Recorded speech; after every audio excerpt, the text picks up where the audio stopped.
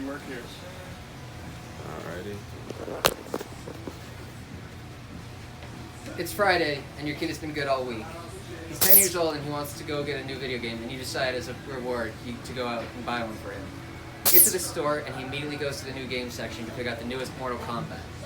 You look at the rating, and it says M for mature, and you don't know if that's the right content for him. You go online to read the reviews, and you see that multiple parents are complaining about the excessive use of violence and blood in the game.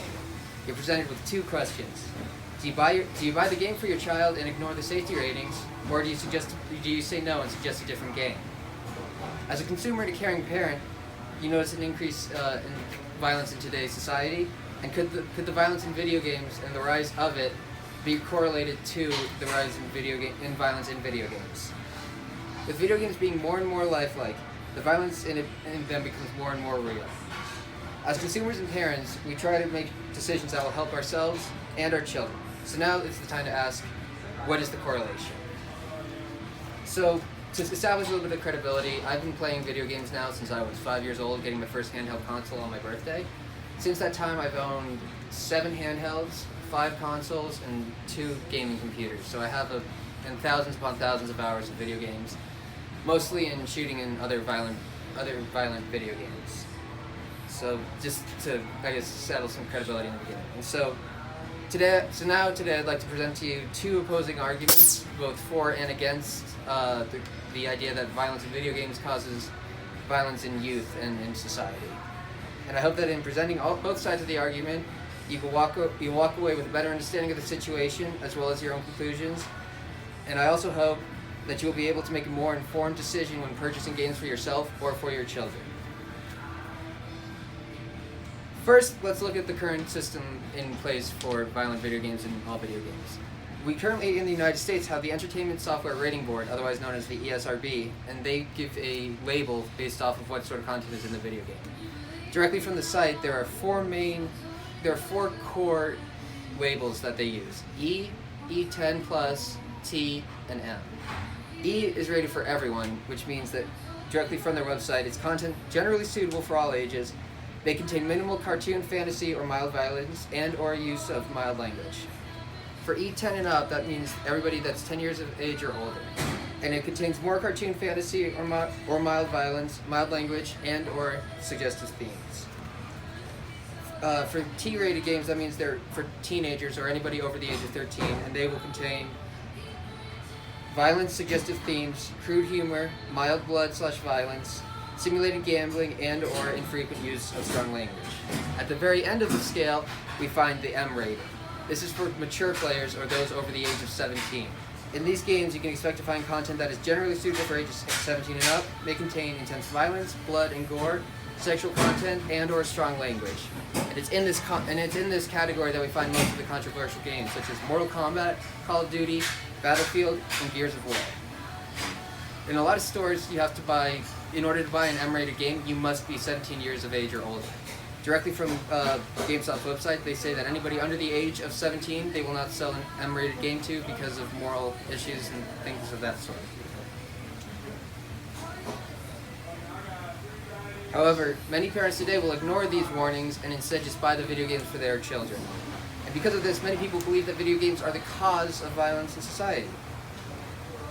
And in my opinion, that is where the issue starts, and honestly, that is where the issue starts. So let's take a look at the research that's already been done, both for and against the argument that violence in video games is directly correlated to violence in society. In a book written by Erica Scherer, Guchuchi Kamau, Stephen Warren, and Kong Zhang, they state that game content and modes of play are additional factors that the careful researcher needs to consider. This is indicated in the research that being rewarded by accruing points or gaining access to new tools, levels, or worlds for aggressive play can simulate more aggressive behaviors. And in a study done in 2016 by Rory McLoyne and other colleagues, they took 488 participants, mostly college students, and told them to play a video game called Time Crisis 4. Half of the students were given a controller that was in the shape of a gun, and the other half were given standard controllers. They found that those students playing with the gun-shaped controller exhibited more aggressive tendencies after playing than those who played with a regular standard controller, And while the standard controllers did experience aggression, it was not to the same extent or as hard, or rather as noticeable. But when looking at this study, it is important to remember that they only tested the subjects for 15 to 20 minutes after they played video games and did not and they did not check for a longer period, only just right after the experiment. Moving on, let's take a look at the side. Take a look at the argument that violence in video games does not correlate to violence in society. In a study done by Christopher Ferguson in 2015, they looked at the average rating of video games played between 1996 and 2011. To directly quote the study, violent video games were among the most popular in the most years. The sum scores of the 5 video games popular each year had a potential range of 5 if they were rated E for everyone, through 25 if they were rated M for mature. The mean score across these years was 21.4, indicating a high preference for games rated T or above, most of which contain significant violence. And when you look at the numerical data presented, there's an inverse correlation between violence in video games and the violence we see today in society. And from personal experience, I can also attest to the theory that there is little to no correlation between the violence in video games and my behaviors in the real world.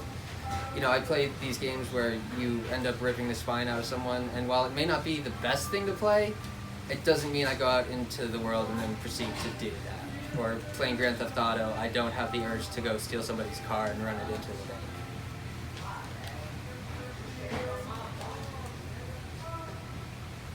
Another reason why I personally believe that it does not correlate is because it's more of a vent than anything, where people can get together with friends and talk about things that are going on in their life, and also get rid of some of that anger in some of these fighting games. While it may not be the healthiest of options for people who can't exercise or things like that, it's a great option. And in conclusion, when you look at the potential causes of violence in society, many are quick to jump to the conclusion that it's the video games that are causing this problem. They do not take a look at music or any other forms of media such as movies or television. With the information I've presented to you today, I hope that you leave with your own conclusions and understanding of the problem and use it to make informed decisions on future purchases of video games for yourself and for your children. And now I'd like to ask the audience a couple questions. So, has anyone here's opinion been changed one way or the other about this demonstration, and why? I think my opinion has been changed a little bit. I still think that it's not necessarily good that there's a lot of violence in video games, but it opened my mind a little bit to the fact that it doesn't like cause like murder. Yeah. But it's not like altogether a great thing, but it's not like as bad as some people say. Yeah, no, totally. The inverse correlation thing shocked me a bit as well. Because I already held that belief, but that just kind of cemented it even more. Alright, next question. Is it the responsibility of the industry, or is it the responsibility of the parents to monitor what their children are playing? Excuse me.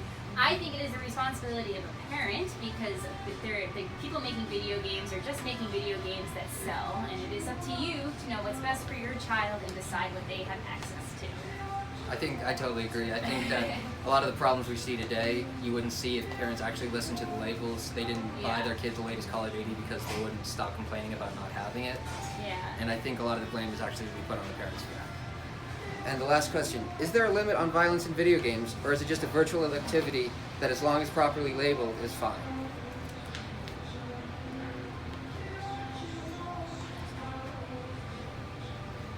I'll ask again. Is there a limit on violence in video games, or is it just a virtual activity that as long as properly labeled is fine?